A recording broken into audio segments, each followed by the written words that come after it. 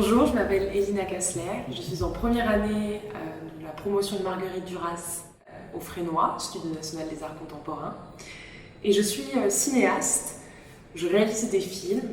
J'ai eu un parcours à l'École supérieure des arts de Tourcoing qui m'a permis de découvrir des formes différentes de cinéma, où j'ai pu décloisonner le cinéma de son cadre traditionnel et habituel, au travers d'installations et de scénographie.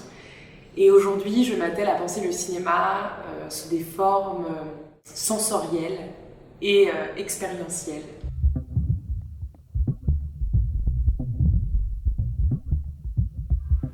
Dans ma démarche cinématographique, j'ai exploré beaucoup de formes de cinéma, que ce soit la fiction, le film installation, le documentaire.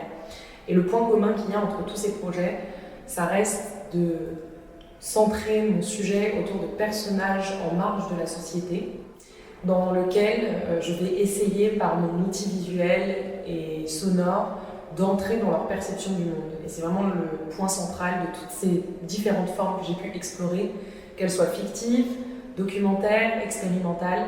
Ça reste toujours centré sur un personnage en marge d'une société qui possède une perception du monde que j'essaye de mettre en avant.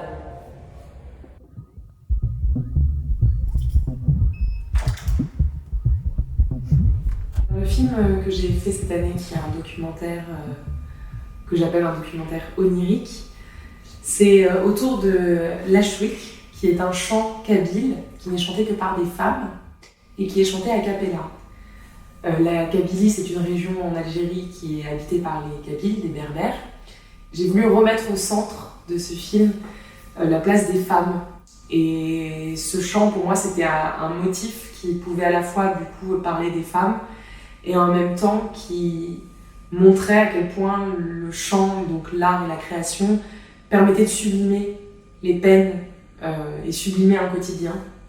Donc je suis allée en Kabylie, dans des villages, j'ai rencontré des femmes qui chantaient Achouik et j'ai entremêlé leur vie quotidienne avec ce que j'appelle des tableaux vivants, qui sont des moments très mis en scène lorsqu'elles se mettent à chanter Achouik, pour montrer que quand elles chantent, finalement, il se passe quelque chose d'un petit peu magique, un petit peu mystique, et que ça entremêle le rêve et la réalité dans un seul et même projet.